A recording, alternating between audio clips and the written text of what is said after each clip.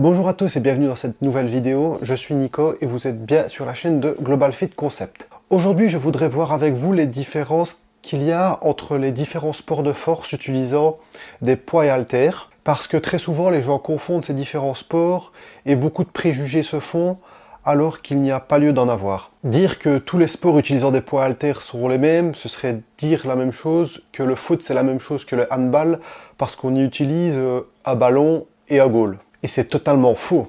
Ce que je vais dire ici sur ces sports, ce n'est que mon avis personnel et cela n'engage que moi. Si vous n'êtes pas d'accord avec mes propos, je vous propose de laisser un commentaire en bas et me donner votre avis tout simplement. Alors on va commencer par le bodybuilding, ou culturisme en français. Donc le bodybuilding, c'est un sport qui consiste à essayer d'avoir le plus d'esthétisme possible, c'est-à-dire avoir les muscles les plus gros possibles tout en ayant un taux de masse grasse le plus faible. C'est un sport totalement visuel, donc il ne demande aucune performance physique au moment de la compétition.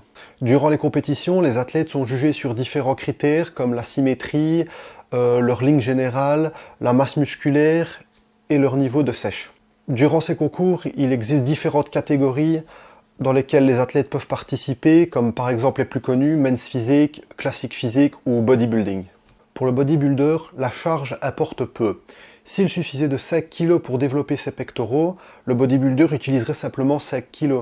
Pas besoin de soulever des charges énormes, puisque son seul but est de développer sa masse musculaire. Donc demander à quelqu'un qui fait du bodybuilding combien il pousse au développé couché, cela n'a aucun sens, puisque ce n'est pas ce qu'il cherche à développer. Il ne souhaite pas forcément développer la force sur son développé couché. Lui, ce qui l'intéresse, c'est d'avoir des gros pectoraux en pratiquant le développé couché. Bien sûr, dans la réalité, un muscle développé aura une grande force. On peut dire en général que quelqu'un ayant des gros muscles sera fort, mais que quelqu'un de fort n'aura pas forcément des gros muscles. Et c'est là que beaucoup de personnes confondent le bodybuilding avec les sports de force en général. Le deuxième sport que nous allons voir, c'est le powerlifting, ou force athlétique en français. Le powerlifting est un sport de force où le but est de soulever sur une répétition la charge la plus importante. Ces trois exercices sont le squat, le soulevé de terre et le développé couché. Les compétiteurs qui s'affrontent durant les épreuves de powerlifting sont classés par catégorie de poids. Donc durant les exercices, il y a des juges qui valident la technique utilisée et si elle a été correctement respectée en fonction des critères qui sont attribués aux exercices. À la fin, on additionne le total des trois exercices et celui qui aura le total le plus élevé gagne alors la compétition. En powerlifting, les athlètes cherchent à être le plus léger possible, tout en ayant le plus de force possible. Seuls ces trois exercices-là comptent, donc tout le reste importe peu aux powerlifters. Le sport numéro 3 que nous allons voir est le crossfit. Le crossfit est donc un sport où les différents athlètes s'affrontent sur des WOD, comme ils appellent ça, où plusieurs qualités physiques sont nécessaires. Il faut être à la fois souple, endurant, fort. Ils utilisent également différents types de matériel comme des anneaux, des barres, des poids, des haltères, des kettlebells. Donc souvent quand on dit que les crossfitters réalisent mal les mouvements, c'est totalement faux,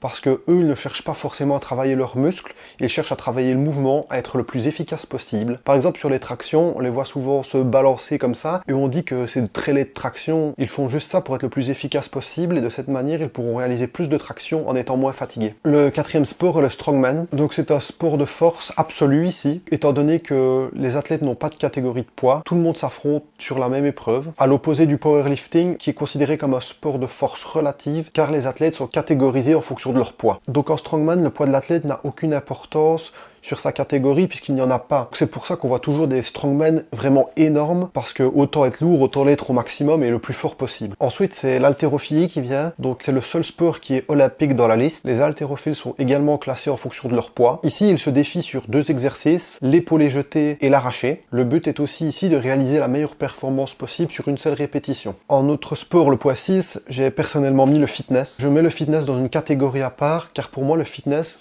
c'est plus une activité loisir qui permet de maintenir une certaine santé et un certain niveau de forme. Il n'y a pas de compétition à proprement parler dans le fitness, même s'il y a des catégories fitness durant les concours de bodybuilding.